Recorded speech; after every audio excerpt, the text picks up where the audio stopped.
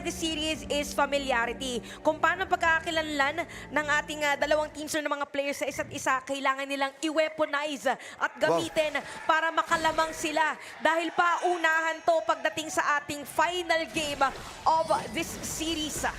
Oh, meron ng cheer yung Elevate, naririnig ko na. Oo nga eh. Buhay talaga yung ating mga audience Oo. ngayon. Oh, pero kung tinignan mo yung, yung mga matchup dito, si Aaron against Ibanez, this is interesting para sa akin. Nagko-control naman ngayon si Aaron, tapos yung umaagro na mage, si Ibanez naman. Nagbago na. Very different spectrums of play. Pero sige, tingnan natin. And Azar, with this favorite DRNG, na kahit pa paano, yung DRNG na yan, kapag ka nag-1v1 tournament, kasi sa mga international tournament atin ng HOK, may tinatawag na side event doon. Mamaya natin pag-usapan. Ay, Yung side event, mabibigyan. Dito mamaya taking liberties para Aray! mapigilan ang paghahabol dito. But Ivalis, siya pa rin ang nangunguna. Harap-harapan against Aaron. Hindi nga lang aabot ang pagtakas. Syndicate. Pinapauhaw niya yung Elevate. Naku, kakasabi pa lang natin napaka-importante nung early game. At as much as possible, ayaw mo na magkaroon ka ng pagkakamali. So, we trend ngayon. Sila magkakaroon ng edge at magkakaroon din ng space. And for this one, Elevate, knowing na nahabol naman nila kanina, game number 2, pwede nga ganun din mo na ulit ang pwede mangyari. Grabe naman yung mga ganun. Kung ako yun sa RG, kinabahan na ako. Baka biglang nagkaroon ng team fight. And Ibanez doon kinapos ng damage output. Laban dito kaya Syndicate. But the main thing is, kaya pa nila mag-engage. May Nang isa pa. flash. Malbury, pero ginamitan pa ng Dream Room. Ang kanya-kanya mga paangat dito, pero wala pa naman silang ginagamit na the world is my board. And again, that's 4 members ng Elevate. Parang kalmado muna yung mga teams natin, aware of what's gonna happen and what might happen. And speaking of what might happen, magkakasal po, hindi, poke lang. Oo. Ayun, Sana ilan ako po na nagasa- kaso bigla na lang nag-U-turn. Itong si Syndicate para Mix! makahanap. Kaso Mix with a knock-up. Chasing Maze at wala pa siyang unending sorrow para mailigtas ang kanyang sarili. Grabe si Mix, parang stop the fight. Oh. Bigla niyang Referee, no? Ano yung sinasabi? Stop the car! stop the car. the car, yo, bro. Pinahinto niya lahat. Huminto naman sila. Tumigil ang mundo. Oh, tumigil ang mundo na nagdabog si Mix kanina. Ito, si Ibanez dito, medyo on-off yung mga stun niya dito. But at that point on, yung pagka-stun niya, it didn't really matter anymore. As Haru leads the charge laban dun sa side ng Witrain. Nakikita naman si Azar dito na iiwan sa kusina. Nandito lang siya, kumbaga nandito siya sa baba. Sabi niya, Darpin, 1v1 lang tayo dito. Tingnan natin kung gaano kakatibay sa mga laning. Pero gusto lang talaga gawin ng dalawa ngayon is mag-clear lang. Oo. Yes. Parang as much as possible, ayaw mo na lang. Wag niyo dadalhin dito yung team fight, ha? Kailangan tahimik lang tayo dito sa may bot. So, ganun naman yung nangyayari. And I really like na nagbago ngayon yung sitwasyon ng laro natin. That for both teams, mas na-maximize na nila yung mga brushes na dito lang tayo. Walang lalabas. Walang magpaparamdama. But speaking of lalabas, para dito sa ating dalawang kupunan, may lalabas na rin objective in 29 seconds. And even, naku po, medyo walang buhay yung mga nasa bottom lane. To, kakayanin nga ba habulin? Pero wala pa namang flash Oo, wala itong pa. si Mix para i-hit ulit yung kanyang Malbury. But definitely, nakikita mo na yung threat ng isang Sakir. Mas proactive din siya sa mapa. This will help a lot para ma-push even further itong si Haru. Pero same concept na nakikita natin is leaving Azar sa kusina again and again. Yung kanya Marco Polo kanina, nadagdagan na naman yung win rate. But this DRNG would also want the late game. Alam mo na sobrang intense na laban kapag wala masyado nangyayaring team fight. But speaking of a team, ay, okay, ang bilis lang na kumuha. Hindi din, kumalang. Kuha lang. Objective Kuha lang. lang. Tamang init lang Alis for ulit. side of Elevate. They like that because naka-ogran nga sila. Any head that they can get, any burst, any extra damage that they can get early on, they would appreciate that. At ngayon ko lang pala na-realize, no, na talagang napaka-storied pala ng ating tour, ng ating matchup ngayon. Kasi kung tatandaan natin, si Syndicate, yung naging analyst ng Elevate nung HOK Invitationals on the earlier part of the year. Grabe Yes. pala, no? Oo, so kumbaga talagang may history itong mga to. May mag-ex kaya dito? Ay. May mag. May mag-ex? Ayun lang. Hindi ko alam, hindi ko alam. Di ko. We don't judge. We don't know. We don't judge. We don't know. We We don't listen judge. we don't judge. We don't multiply. touch tuloy. Ay, We we don't touch. multiply. Alam mo, hindi na, Iba alam pala mo yun. kung meron talaga, hindi na ako magugulat. Napaka-storied ng Oo ano natin. naman. Pero yun nga, tulad na sinabi mo, history. ang pinaka nakikita natin ngayon dito. Pero might be a different story kasi nga 2-1 Aray! in favor ng trend. Pero mukhang elevate ang sumasakay sa momentum. At kita mo naman even the tower ngayon na hindi kailangan ng tulong ng iba. Pwedeng sila pa makakuha. Ayun na. Habang si Haru and Ivalice nasa paligid na sila. Harap-harapan dito si Arise. May ikipaglaro lang sa Pinaharangan kanyang bubbles. Pero may kita mo naman na kinulong na with the world is my board. Ginamit naman Smite. Pero may kita natin sa Getty. Si Syndicate, hinarang dalawang miyembro ng Elevate and they can't do anything about that dahil magdi-disengage lang ang magkabilang side. Sa dinami-dami ng mga nagamit dito ng mga resources, wala naging casualty. At at this point, ay sinasabi natin na discipline ang pinapairal ng dalawa. Imagine almost 6 minutes pero 1-1 pa lang yung ating kill score. So ramdam mo talaga na parang may nagbabadya mamaya na biglaan na lang magsasalpukan yung dalawang teams. And hindi mo din masisi talaga in terms of the teams na to na magsuntukan lang kasi doon nakaset up yung gusto nila. Although pinakailangan nila ingatan dito is kung paano gagalaw yung Syndicate, pero nakikita mo naman at every chance that they can get, they will engage. Gusto din ni Ivalice talaga dito na mag-lead na din ng charge. Haru, on the other hand, ang Grabe. pinakagusto niya dito is magkaroon ng mga laban para kahit pa paano may space siya to actually invade. Oh, 2 towers ang nakuha dito ng Elevate and Trend. Hindi man lang nila yung nagawang i-trade. Hindi man lang nila nagawang mag-engage just to defend. Oo, tsaka ano ngayon parang yung Elevate nagiging mailap sila. Pagdating doon sa teamfight, parang nagkakasalisihan. Ayun, nasa nila dito yung WeTrend na okay na doon sila sa may top lane. Pag pumunta doon yung WeTrend, biglang wala na doon yung Elevate. So, mailap ngayon sa WeTrend yung initiation sana na gusto nilang gawin. Insatiable Tome para kay Ivalice. Tignan natin kung ano ang kanyang next na bubuin. Oo, Kasi merong sa Vance Wrath Path na after ng Insatiable Tome, meron din namang reverberation. Oo. Nakikita mo si Haru, early blood rage sa kanya. So you know na this will be a tanky Ogran na pwedeng lumaro sa gitna ng laban just to protect other members. You have Azar, you have Ivalice pagdating sa kanya mga damage dito in the setup na naman. from Hyde. So Elevate is really doing a great job ngayon on staling the game. Oh, ito na yung sinasabi natin na nagkakasalisihan. Bottom lane, magkakaroon ng step play. At nawala na nga ang Torre dito. Kaso ang kabalit na si Ivalice. Pero makikita natin kung aalis na nga ba ng tuluyan. Pero di mo may aalis ang init na dala ng Elevate ngayon dahil ang ending sorrow naman para makasurvive. They have the heal. They have the engage. Pero makikita natin sa kabilang side sila naman ngayon ang kumukuha ng Torre at si Hyde ang siyang may ipit sa gitna ng sitwasyon at walang makakapag-defend. Equalizing yung ating mga Torre ngayon na kukuha sa iba't ibang parte ng mapa. Okay, go. Nabuhay na si Ivalice. After that moment, pero nakasira Elevate doon sa may bottom lane.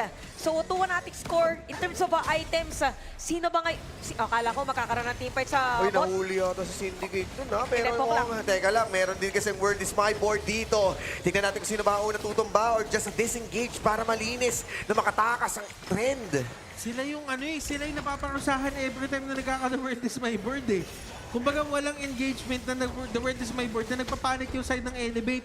Mas gusto nila ata yun kapag nakukulong sila dun sa may square. Ang Yun gusto nila boxing. Parang alam mo yung inaantay nila na, Oo. pre, meron na tayong playground. Oh, ito na to, boxing Oh, na to. ito na. Round 1. Oh, yan na. Fight. Laban ha. Oh, fight lang ng fight. Ano Go, go, nangyayari? go. So, tinan natin kung ano magiging sagot dito ng WeTrend. Again, the story here is, nagtatry sila gumawa ng setup play, pero nasasalisahan sila lagi ng Elevate. And speaking of setup play, Ito na ba yun? Yung sinasabi natin gusto nila ng world is my board, the conductor of souls, pero all the way from backline si Hyde. Naman ngayon at si Syndicate pa rin ang siyang maglilikod. At siyang umuubos ngayon. Pero si Ivalice, buhay na buhay pa dito, pati sila Mix. Si Haru. Hahabol na rin si Kuya Hyde. Buhay na buhay pa ang mga miyembro ngayon at yung Hyde. damage sa pa, taking liberties na hindi matatama. Pero yung mga heal na nagagaling dito kay Mix ay mabubuhay pa rin ang mga miyembro ng Elevate. 2 for 2 trade. Okay ba? Oy, Dream Room! At nahuli Oh, no! kasama ng another knock-up. Taking liberties and sliver of health para dito kay Ivalice. Pero buhay pa rin si Darpin to finish the job sa mid lane. Ang sakit sa puso nun para sa side ng Elevate. Kala nila 3v3. Pero nung nakatakas na dito si Hyde, bigla silang ginamitan ng diamond, bigla ninakap sila. Ayun, Napakagandang Grabe pwesto kay si Syndicate. Syndicate. Kinalagkad. Kala ko sa kantak, UC lang ang kinakaladkad. Pero dito, hindi. Yung mga member ng side ng Elevate, Oo, biglang dumating kahit hindi naka-hoodie ang mga players dito ng WeTrend. Pero nakaready ngayon ng Elevate. Meron tayong pwedeng objective na nakuhanin. And Darpina, pinakamataas in terms of damage right now on this game. Good thing for WeTrend, nakaangat lahat ng mga minion wave nila at laging nila pinapa-flow. Pero nagkaabang ngayon sila Haro and the rest. Arise maaabangan at nakaready rin ganda si to. Syndicate. Ito yung mga para nakakakaba kung saan ka talaga pupwesto. Pag alam mo na anytime meron din talagang tatalon. So talagang paunahan na lang para sa ating dalawang kupunan. Habang kinukuha muna yung blue buff dito ni Haro, okay, nag-ano lang sila, the usual. Oo, sayaw-sayaw lang sila dito. Pero again, hindi pa nila alam kung saan pwede manggaling dito si Hyde. Pero si Syndicate, maganda yung pwesto na dito. And might be the ones who's making things complicated para sa side ng Elevate na mag-engage. Paagawan pa rin sila dito sa ating Tyrant at walang gusto mag-overlord. Oo, parang nag-aabang lang anytime. Habang si Syndicate dito natagpuan na binibait lang yata dito ng Elevate na meron lumabas at ma-reveal kung saan talaga sila nakapwesto. Ito Ay, yung si sinasabing Azar na setup nahuli. ni Azar, maabangan! Nako, napaangat siya dito pero si Aaron masyado malalim. Dream from Arise! Para makakuha dito pero inarise na rin ngayon ni Ogran, ni Haru para diretso ay natubusin ng mga miyembro. Pero ito na naman, si Syndicate naghahabol. Pero makikita mo naman yung laban nila dito dahil tatlo pang miyembro ng Trend against Haru, against the world, against all odds. Lumalaban pa Na-extend rin. pa to. Nagpapabalik-balik with a path of passing pero ang papanaw ngayon is si Kuya Hyde, another one up para sa side ng WeTrend. Pero mabubuhay na rin si Ibales and even Azar. Sinisimula ngayon na WeTrend. Itong Tyrant, tingnan natin kung masisecure nila. Habang nakaabang si Haru, pipilitin pa niya na lumapit. Pipilitin niya ba na mag-contest kasi makikita niya dito na walang buhay mga players ng WeTrend. Ako mo, unending sorrow para lang ma-bait out siya dito at uhaw na uhaw, hindi pa rin matutunaw pero ang siya mauhuli. Ngayon, si Aaron habang si Haru ang paglalaruan. Pero in life steal, buhay na buhay! Daday malis naman to Mix, trade mix. more kills. Ito na ang backup ng bawat bataan pero nagbabarsa na ang magkabilang kupunan pero hindi pa rin magagawa ng paraan para makuhaan ng objective ngayon dahil napapaligiran naman na Elevate kung saan nga ba gigiliran Kailangan na nila ng harapan, babagsakan at tatapatan at ginamitan ng leg drop kick mula dito kay Hyde. But Eleazar taking yung ating Tyrant. What a play! Para dito sa Elevate, talagang hindi nila binitawan yung objective pero mabubuhay na rin naman yung mga players or mabubuhay na rin yung mga naging casualty. Pero nakita natin objective napunta dito sa Elevate at bottom lane, hinahabol pa si Syndicate! Nako, yung ating motor ngayon na hindi makatakas kung kukumpiskahin ang lisensya ni Syndicate and this is going down para sa Trend. na-impound, wala kasing helmet. Yun nangyari doon. Ang haba ng sinabi mo doon, ah. Pero yun nga, considering that nakita naman natin na yung mga members ng side ng Elevate, they really have a knack for that Elevate Yes. kind of play style na hindi sila nagbabackdown talaga eh. May mga teams ka, pag nakita nila yung jungler nila, wala. Hindi nila nilaban yung objective. Doon nilaban nila. Oo, talagang harapan eh, no? At sobrang back and forth pa yung nangyari doon. They just bought time. Nung dumating sila, Mix, hindi sila nagdalawang isip. No hesitation. Grabe, pantay na pantay laban natin, oh. 40K, 40K. Both teams, pagalingan na talaga mag-set up play. So, very effective dito yung hybrid build with Harus Ograna. Which, by the way, sinisimulan na ngayon na kumuha ng... Naka-primal ban to, ah. Oo nga. So, pwede yatang... Pero feeling ko hindi hindi i-risk dito ng WeTrend or medyo malayo din sila kasi kailangan nila mag-clear na mini wave. Tapos nandito rin yung Mai para humabol. Eh, maganda naman yung tatlong miyembro nila nakaabante, oh. Nakaabante. So, alam nila kung pagkapalapit na. So, Shadow Overlord, ma-secure dito ng Elevate. And items natin na parang papalapit na tayo doon sa sinasabi na makukumpleto ng majority ng players yung pinakakailangan nila na items. And mas mabilis mag-lock item dito definitely yung Direnji. Kasi yung Deep Frost, isa yan sa mga pinakamurang Ayun na, items Deep na Frost pwede na. mong piliin. Pero kasi yung kay Darpin kasi kailangan may mga Daybreaker. Oo, So yun ang dami yung pa. mga tipong nanghahati ng kaluluwa yung mga item mo. Yung pag tinama ka, parang Oo. ramdam mo eh. Ay, Pero kasi paano? Hindi nakikita, Pero sayang kasi eh. yung mga item kasi ng isang DRNG, yung mga tamang chill lang, yung Oo. unti-untiin lang kita, hindi naman Oo. kita i-burst eh. Tapos Unti-unti mafe-feel mo na lang na, aray, Oo. masakit na pala. Pero kasi tinan mo mga Eternity Blade, mga Shadow Reaper, mga Daybreaker, yun yung mga nanghati ng kaluluwa. Pangalan pa lang, parang Oo. matatakot ka na eh. Oo. Oo. Di ba? Oh, tingnan natin. Unti-unti, slowly, wow. In English lang. Wow. Unti-unti, naaabante ang mga players dito sa may top lane. Merong knock-up na gagawin habang si Haru papasok na rin. At ito na nga, sinubukan naman nila ngayon, depensahan. Kaso huli na ang lahat, nakuha na nila ang gusto nila Syndicate, habang si Syndicate medyo malayo. May kaya-kaya silang gawin dito pero di na magawang ma-imitate yung ginagawa ni Hyde dito. Ramdam ng elevate ngayon yung pressure at sila ang siyang nagdidikta kung saan nila gusto lumaban. Another defense made para rin sa wheat trend. Si Haro nakabante. Even si Hyde diretso na rin o naka-ready just in case. So makikita natin ngayon for wheat trend. Gagawa sila ng setup Huli play si nila. Azar, huli si Pero Azar. si Ivalis, Haru, medyo nabuhay. Maganda sana yung pagkakaipin nila dito pero nakabantay rin naman dito si Ivalis para hindi nila magawang saktan si Azar at ang bawat harang ng elevate at hindi makakapush ang trend. May gigil to, ate ko. May gigil to, Kuya Osiris. May gigil na pinatago dito yung side ng Elevate. They know that they have to win this. Hindi pwedeng regular season. Wala silang series win against Tama. Sweet Red. Oo, gusto nilang bumawi dito. Gusto nilang may patunayan. At nagawa nila yun nung nanalo sila ng game number 2. Tingnan natin kung mababawi nila dito. Si Wildig, the Tyrant! Dalawa ang nasiba ni Kuya Hyde at nga ang Hail Mary play ni Syndicate. At masyadong masakit ang mga kaganapan ngayon. 1-1. Si Ivalis sa makakuha naman sa kabilang kupunan pero yung objective sa kamay ng Elevate. Ngayon na meron nakuha yung Elevate na objective.